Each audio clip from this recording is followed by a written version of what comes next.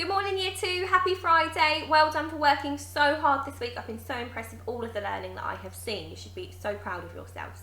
Okay, the first thing then for our last lesson, our last English lesson of this week, I would like you to write today's date and skill into your book, please. The date today is Friday, the 26th February 2021, and your skill is to organise and sequence events by creating a story map. I'd like you to write that in your book now, please, and then unpause the video when you're ready to begin today's lesson.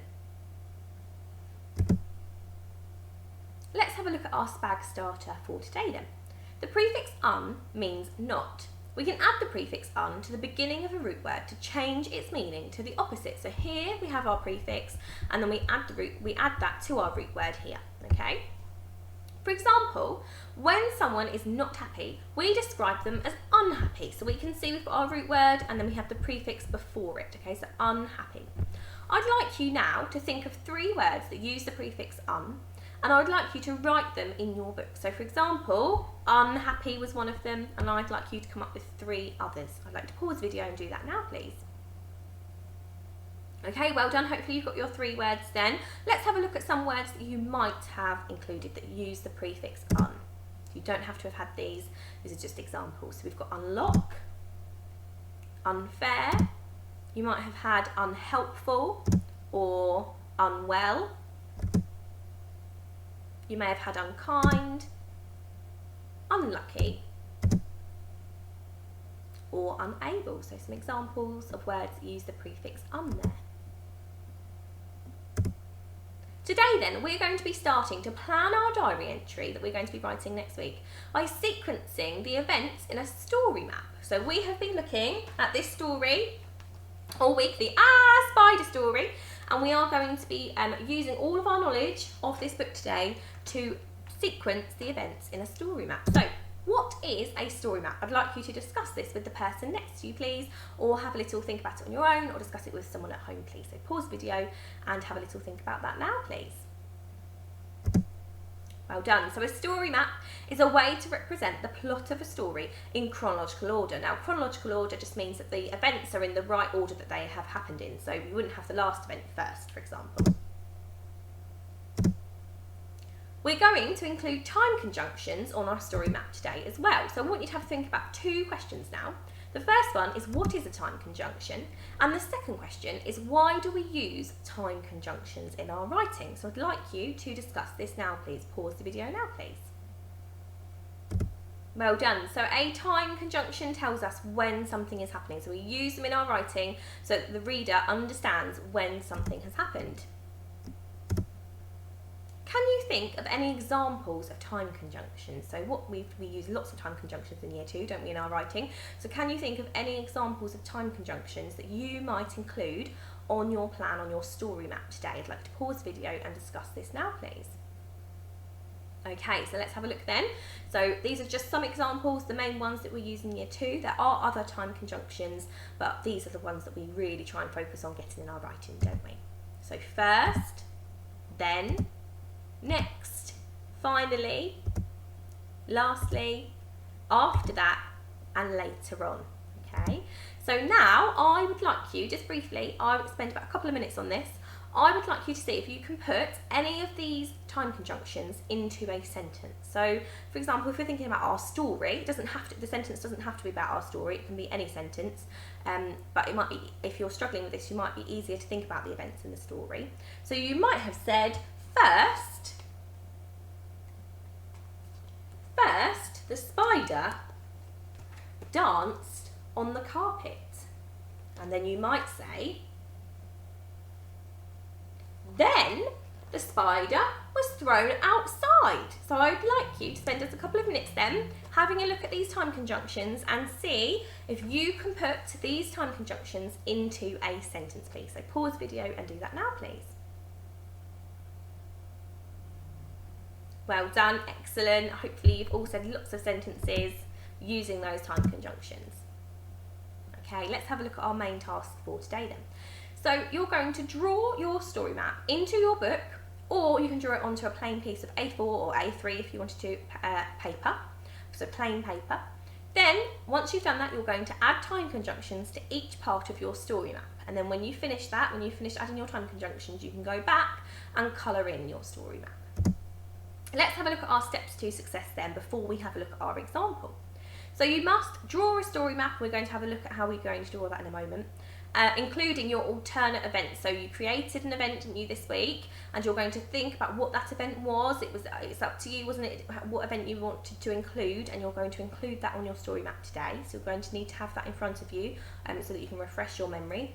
You're going to include arrows, so you should include arrows to show the order of events, because that will make it really clear when you come back to look at your story map next week. It won't be all jumbled up, you can follow the arrows through, and again we're going to look at that in a moment. You could add time conjunctions to your story map, and you might retell the story using your story map and time conjunctions. So let's have a look at an example now then.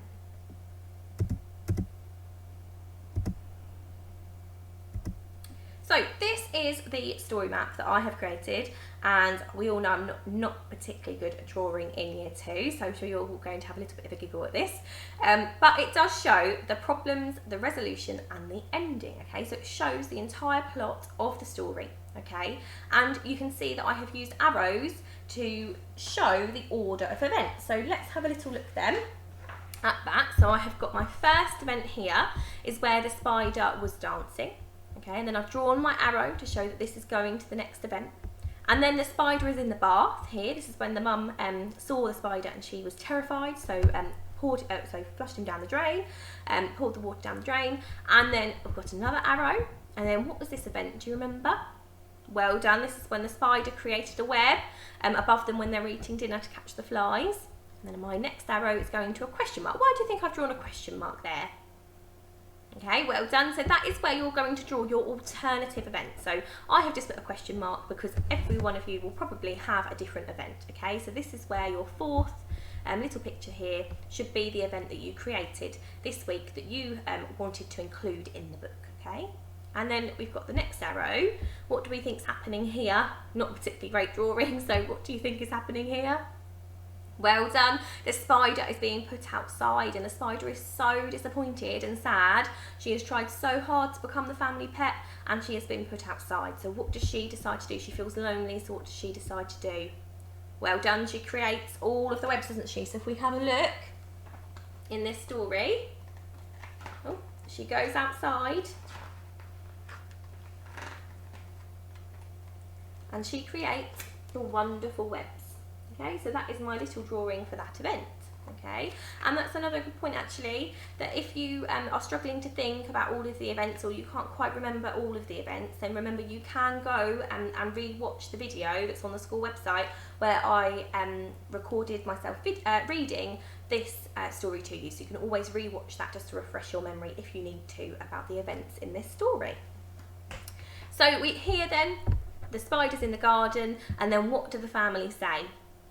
Well done. They decide that she would make a good pet, and she is thrilled, isn't she? She's so happy that she gets to be a proper pet. Okay, that's what she said, wasn't it? I'm a true proper pet. So here we have got where the spider is in the car. Okay, so we've got our little part in our story then where the spider gets to have lots of fun with the family, and I have drawn all of those events. So we've got the spider is in the car, and then the spider goes shopping in the trolley and enjoys going on the swings with the children.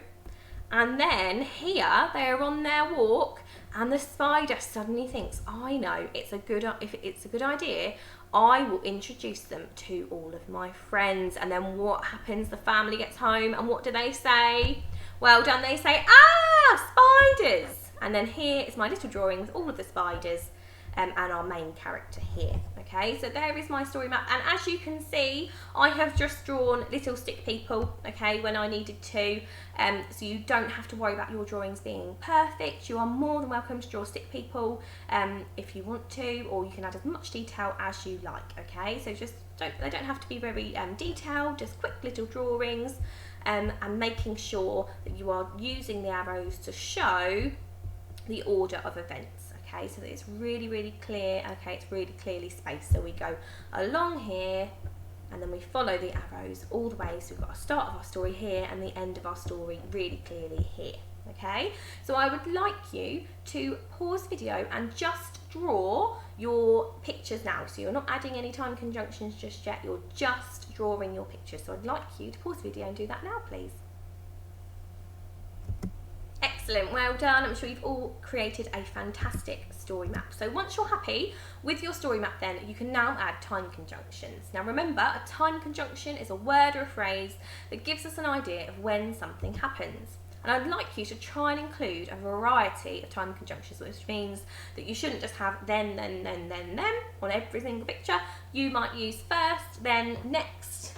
And you can always take this video back to have a look at that slide with all the time conjunctions on if you're struggling to use a variety. So I've got my story map here then, and we can see that I have used first. So first, the spider danced in the living room. Then she decided it would be a good idea to show the family that she could wash herself. Next, she created a web to try and show the family that she could feed herself, unlike their pets. One day she decided, and then this is where you have your alternative and I've got eventually, she was thrown outside. So she was thrown outside and she was really disappointed, wasn't she? Later, she created lots of wonderful webs. Then she became a family pet, didn't she? She rode on the car. After that, she went shopping on the trolley. Next, she had lots of fun on the swings. And then one day, she decided that it would be a really good idea to introduce the family to all of her friends. Finally, the family arrived home and they screamed, "Ah, spider!"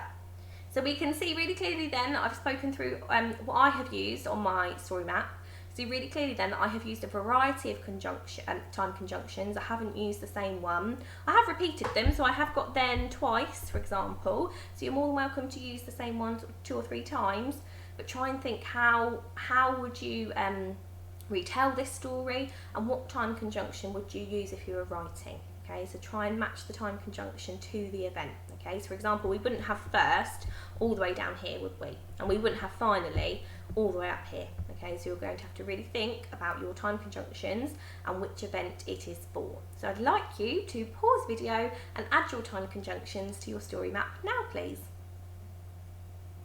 Excellent, well done. Okay, now you have thought about your events then, you've got all your events there on your story map, and you've got your time conjunctions. I would like you to retell the story using the story map and the time conjunctions you've included on there. And you can retell this either to the person next to you, or if you're at home, you can just do it on your own. You can just retell the story going through the events, or you could retell it to a sibling or a grown-up. It's up to you. Okay, so I'd now like you to just spend a couple of minutes retelling the story using your fantastic pictures and your brilliant time conjunctions that you've chosen. So pause the video and do that now, please.